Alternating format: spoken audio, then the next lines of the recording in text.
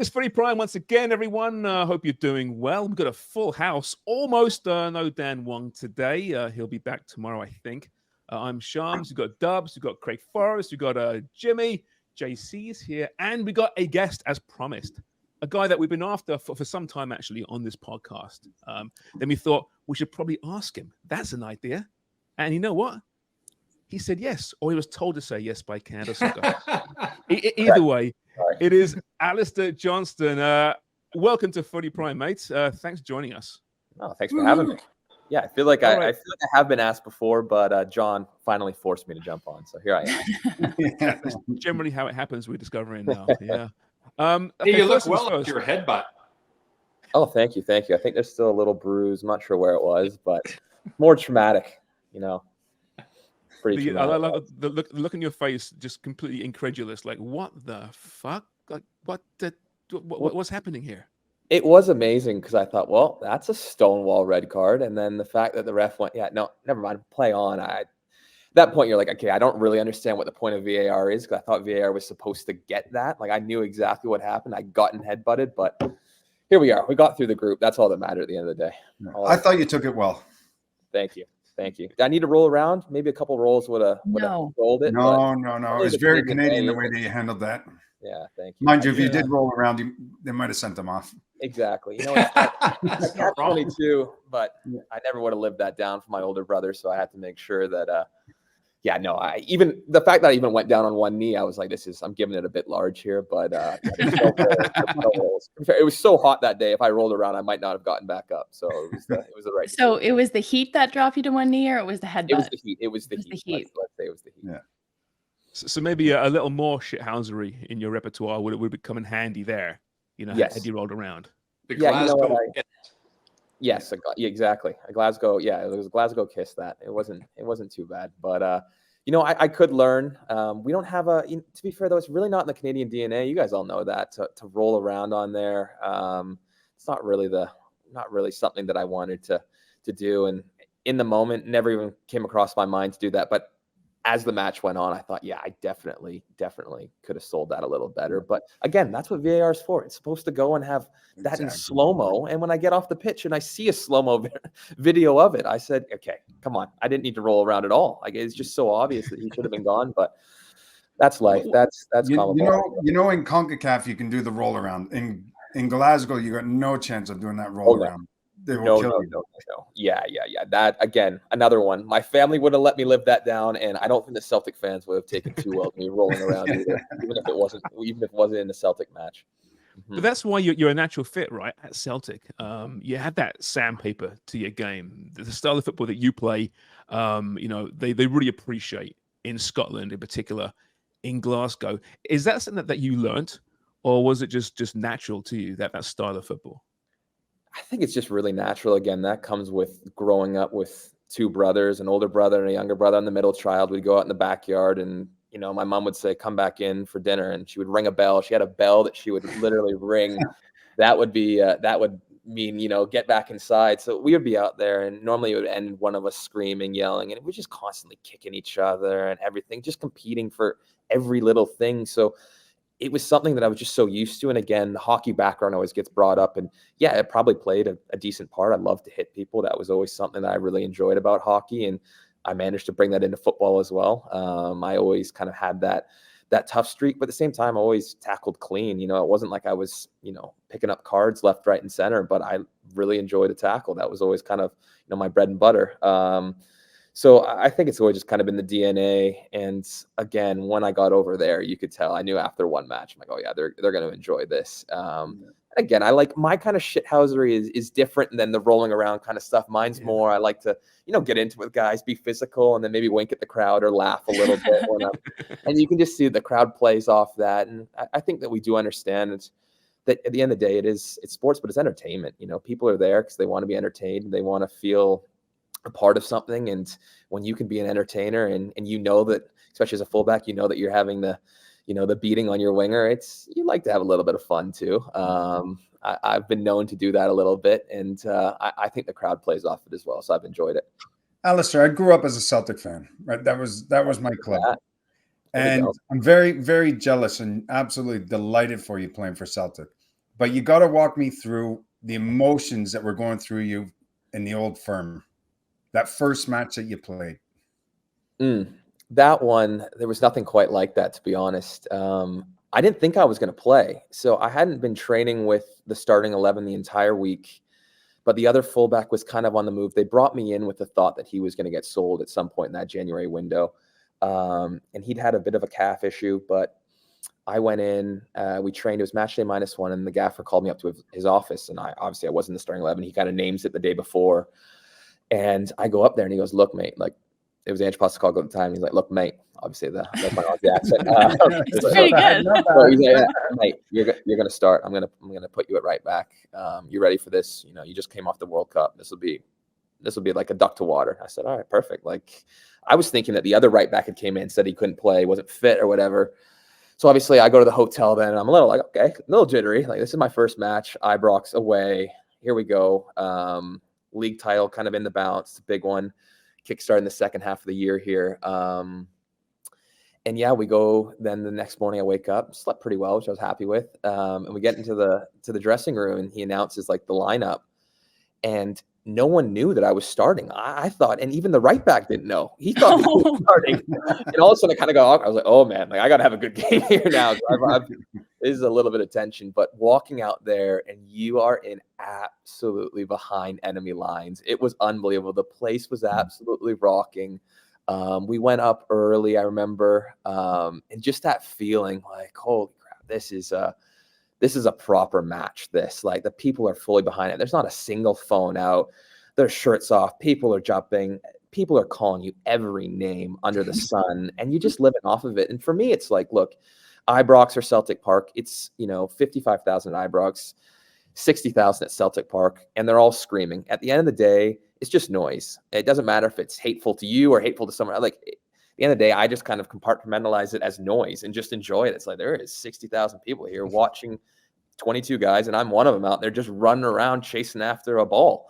So I kind of really enjoy that aspect of it. And again, we scored an equalizer. Remember that one, to make it 2-2 at the very end. And you see, we only had 750 fans away at Ibrox that match, and just what it meant to them. And then all of a sudden you just see bottles and coins and everything getting thrown in there. You're like, oh my gosh, we might have gotten someone killed in that poor away stand. But man, like, just that feeling, it was like, holy crap, that was a dopamine rush. And that's something that I want again and again and again. And that's what I think was really cool, to start off with that match, to understand, okay, this is what a Celtic, Rangers match looks like. This is what it's all about. This is why you signed for this club, and to get a decent result away at Ibrox. And obviously the rest of that year to finish off with the treble, it was unbelievable, to start my Celtic career off like that. But again, those matches, the Champions League nights, hearing the anthem, it's stuff like that honestly, it gets, the hair on the back of my neck just raised up just thinking about it. It really is kind of one of those experiences that it's hard to put into words. Whenever anyone asks me what it's like, and whenever I try to compare it to something back in North America, I don't really have. Like, I think the closest thing is almost like maybe a college football game at Alabama or something like that, where there's something deep rooted. But again, once you just bring in the centuries of history and everything else that goes into these clubs and the hatred between them, you can just, it's a different level altogether. And that's why I just tell people, I'm like, look, you want me to try and explain it? All you got to do is book a flight over here, get some tickets, and try and get tickets. It's easier said than done, and get yourself to one of the matches, because you have to just experience it to truly understand it. Mm-hmm. So was that, like, right off the hop confirmed that you made the right decision? Like, you've talked a lot about Victor Wanyama playing a pretty big role in convincing you to go to Celtic. I don't know how much convincing you really needed, but yeah. Was that first start, that first night, that first experience confirmation, or has it been kind of cemented as you've played a couple of seasons over there now, or starting your second one? Well, it was great. Victor was unbelievable, because he obviously knew me as a person. He knew me as a player. But I think the biggest thing that he knew me as, he knew my personality. And I think that that's something that I learned. The people who succeed at Celtic and these kind of clubs, you need to have just a massive personality, because it's not always going to be perfect. Yeah, that first year we won the treble, but even then it wasn't easy. There's constantly pressure on you, not only to win every game, but to play a certain style of football. And I think that he knew deep down that I was a perfect fit for that, being a fighter, being someone who could have the banter as well to roll with the punches a little bit. You need to have that. So again, when I got his kind of badge of like, yeah, he's the right man for it, you're the right guy to go there, I was kind of like, okay, that's exciting. Obviously, I knew how big of a club it was, but again, once you really touch down there, I mean, I just signed. I literally got off the plane and people were coming up to me, and I'm like, I haven't even kicked the ball yet, and they're all coming up to you. So that was kind of an understanding. And again, once I got into the training facility, and you saw the level, I think that's the biggest thing that I really enjoyed, is that we're all competitors. You want to see what's the highest level you can get to. You want to be around the best players. You want to be around the best coaches. And that was something that I got as soon as I walked in that door. You realize like, oh man, like, MLS is a little different, obviously, with the salary cap and all the different permutations and rules, that it's difficult to have 1 through 30 all being top players, versus at Celtic, I was like, man, that guy's not even making our squads, and he's a full international for a European. And it's like, okay, like, it's going to be competitive, and you need to be on it every single day. And the coaching is unbelievable. I mean, I've been lucky enough. I've had Ange Postecoglou and Brendan Rodgers since I've been over there. It's top stuff. You're learning, you're pushing yourself, and you're seeing, what is that level that I can reach? What is my full potential? And I think that's something that deep down every single athlete really wants. You're competitive and you want to see, what is the pinnacle of sport that I can get to? So yeah, I think kind of as soon as I walked in the door and I got a couple training sessions under my belt, I was like, this is exactly where I want to be. This is exactly where I need to be. And then of course, once you get out there, you start playing, you realize, man, I'm not going to give up my starting spot. Like, I will fight through any injury, whatever it takes. I need to be out there playing, because trainings are hard. You commit so much to it, and then you get the reward of actually being out there and getting the chance to compete at that high level, play Champions League games, play against Rangers, home and away, all these different things, lift trophies. You want to be out there creating those memories. And again, the support of that fan base, they will love you like nothing you've ever seen before. The passion they have, it is truly special. So that's, again, since I walked in the door, I've felt that love, and I've continued to feel that love. It's only grown, I think. So I've really enjoyed every moment of it. Do you feel sometimes, Alistair, that you have to almost pinch yourself and think how quick, because I look at your rise and where you've actually been from college to the Vaughan, Missouri. I mean, you spend more years there than you have anywhere else.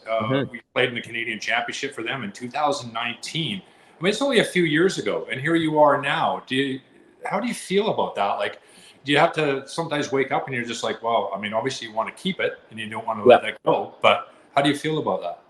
No, I think that it puts everything into perspective. When I look back 5 years ago, I was, finishing up my college degree, and I was a center mid, for crying out loud. Like a lot of things have changed, and they change really quickly. And, luckily I've realized that my career is going to be a roller coaster, but it's been a pretty upward trajectory roller coaster so far. So I've really enjoyed that.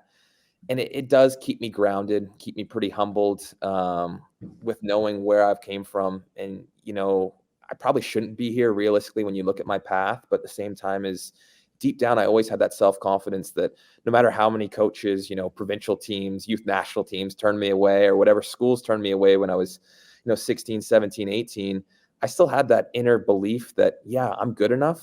But the biggest thing was I just love playing football. Like, I loved it. And didn't matter how many people said, no, you're not good enough for any of this. Like, I'm still going to keep playing, and I'm still going to keep pushing and see whatever happens. So I always kind of felt that, if I just did that, I was always going to have a really good chance. To think that I'd ever make it to Celtic, though, and be playing in the Champions League. I've represented my country at a World Cup already, and, hopefully represent my country at a home World Cup. Now we're talking like a different level altogether of dreaming. And I still look back at that and I can't believe it. And my dad's the best one. He always texts me like probably every couple of weeks, and he just goes, I can't believe this is actually still happening. And he's the one that I think needs the pinch me moment even more than me, which is always nice, because he played growing up, and I know how much he was the one that brought me into this sport. He still works within the football industry in Canada, and I know how much it means to me, to him, seeing me out there playing. So that kind of stuff really helps keep me grounded. But yeah, no, it doesn't get lost on me how amazing this is. And yeah, 5 years ago I was playing college sports, thinking, all right, how am I going to apply for a job with my economics degree? That was where I was going. And here I am now. So it's been really unbelievable. Almost out of time here, Alistair. We could talk for hours about this. We could. But yeah, you mentioned, your career trajectory, and then this summer, Copa America. you're playing, Messi twice. The team does so well, playing a new style, under Jesse Marsh. I mean, how surprised are you as a member of that World Cup team to see this squad of players continue and actually improve? Well, that's the thing, is that when I came into this program, I looked at this team. We're like, oh, we've never made it to the final stage of World Cup qualifying in like 20 years. I mean, I looked at it, I'm like, guys, on paper, we're like a top 3 team within CONCACAF. We should definitely be making it to the last 8 at minimum. So, to then see that team was very young. That again, we obviously had some core pieces like Atiba and Milan who are older, but at the core of it, Alfonso, Joe David, guys like this were very young and obviously experienced over in Europe, but inexperienced in the international football, grand scheme of things, and myself included, Tejan, all these kind of guys. And, as we went through that World Cup process, we learned a lot. It's crazy. You look at how many caps some of the guys already have. It's insane. So then, obviously that kind of cycle finished, and then we brought in Jesse, and he implemented a whole new style of football, which was pretty much rock and roll, Red Bull drinking. Here we go. We're going to go on the front foot and punch you in the mouth and not really wait for, there's not going to be any pleasantries. I think it fit us like a glove, like perfectly fit us. So I think that was exciting. And I think you can see how, athletic, young, physical, and just this whole player pool is. And then you merge that with how Jesse wants to play football. I think it was, again, just a perfect fit. So again, did I think we were going to take to it as quickly as we did? No, but to see us go out there and playing Copa America and not just set up shop against Argentina, but go out there and create chances. And yeah, the results didn't go our way, but you play Argentina 20 times, it's not going to go your way 19 of the times. Yeah. So I'd rather go out there and, go toe to toe with them. And, if one of those goes in early, maybe it's a completely different game. And I think that, again, as I've touched on this before, is that as we're building into 2026, we're trying to bring this whole country with us. You're not going to flip a lot of neutrals or non-football fans into becoming football fans if you go out there and you set up shop with 11 men behind the ball and hope and pray for a result. That's not going to really, football within Canada, it's always seen as too low scoring, it's too slow, yada, yada, yada. But when you watch our team play this summer, how we went toe-to-toe with these teams, it switched a lot of people. You can see by the viewership numbers, you can see just the overall excitement within the country that people were getting behind that, not only because of the results, but because of how we looked out there. We were exciting. We were on the front foot. We were going at teams. It didn't matter who you were. And we played with a bit of that arrogance. And that's something that Jesse brought in. And it's something that we're going to continue to build on. And that's kind of something we're trying to change some of the mottos. And, I'll swear on it, but it's kind of like his new motto was like, fuck it, we're Canada. Like, let's go. Like, no need to mess around and pretend that we're this massive underdog anymore. Like, no, let's screw that. Let's go at these teams. So that's something that I've really enjoyed. And I think our whole player pool's really enjoyed. And it's about continuing to fine tune that so that, you can go toe to toe with Argentina, but then, maybe score an early goal and then continue to go at them and then maybe score another one and maybe get one of those kind of results that shocks the world. And again, that's what we're building towards 2026 on the field and then off the field as well. We're trying to bring as many Canadians with us as possible along this journey because, we really do think it has the potential to be something really, really special. Mm-hmm. Well, I'll tell you, from Jesse to Brendan to Big Ange, I mean, you've played under attacking coaches, so that's fun. It's fun for us to watch. The buzz during Copa was nothing like I've seen in all my years in this country. So listen, Alistair, you have to go, by the way. Yes, we'd love you to stick around longer, but next time, thank you so much, mate. And good luck the next few days with Cam. Thank you. I appreciate it. Thank you, guys. Nice to talk to you. Thanks, Alistair. Cheers, buddy. Thanks, brother.